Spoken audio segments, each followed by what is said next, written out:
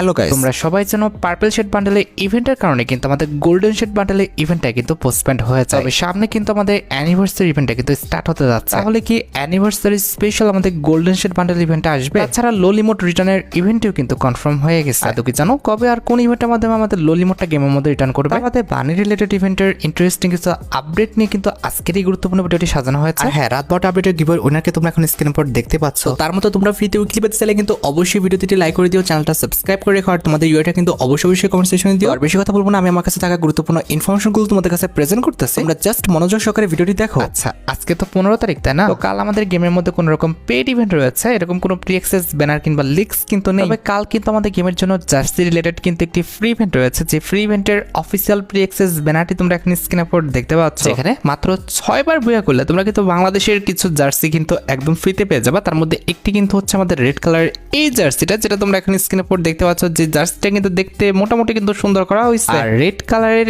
এই জার্সিটি ছাড়া তোমরা কিন্তু আমাদের গ্রিন কালারের এই যে জার্সিটা আছে, এটাও কিন্তু একদম ফ্রিতে পেয়ে যাবে। যে জার্সিটা কিন্তু সত্যি কথা বলতে আমার কাছে অনেকটাই কিন্তু ভালো লেগেছে। And at the last mission কমপ্লিটের মাধ্যমে তোমরা কিন্তু আমাদের ব্ল্যাক কালারের এই জার্সিটা কিন্তু পেয়ে যাবে, যেটা কিন্তু দেখতে সত্যি কথা বলতে আমার কাছে কিন্তু অনেকটাই কিন্তু ভালো লেগেছে। আশা করি ফ্রি জার্সি রিলেটেড ইভেন্টের বিষয়টি ক্লিয়ার হয়েছে।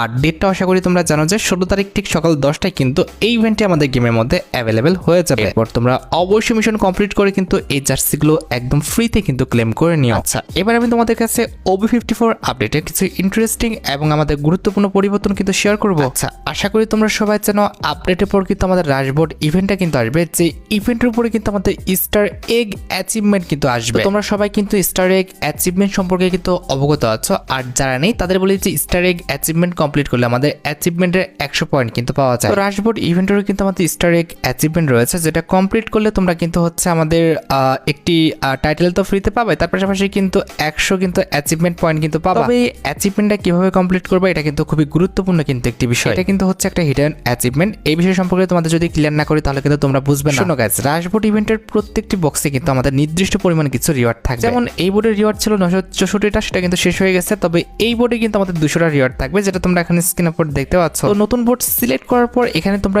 স্পিন করে যদি আমাদের লাস্ট স্পিন পর্যন্ত নিয়ে যেতে পারো, অর্থাৎ লাস্ট যে স্পিনটা থাকবে, এখানে আমাদের ধরো 200টা রিওয়ার্ড আছে, ঠিক আছে?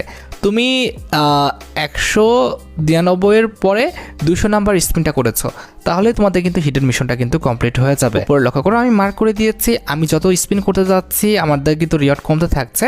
তো এখানে কিন্তু আদার্স ব্যক্তিরাও কিন্তু স্পিন করতেছে, যার কারণে কিন্তু খুব দ্রুত কিন্তু আমাদের রিওয়ার্ডগুলো কিন্তু ফুরিয়ে যাচ্ছে। যখন কোনো বোর্ডের লাস্ট স্পিনটা তুমি করবা, কিংবা স্পিন করা ব্যক্তি তুমি হবা, কিংবা অন্য যে কেউ হোক না কেন, তখন কিন্তু তার এই যে আমাদের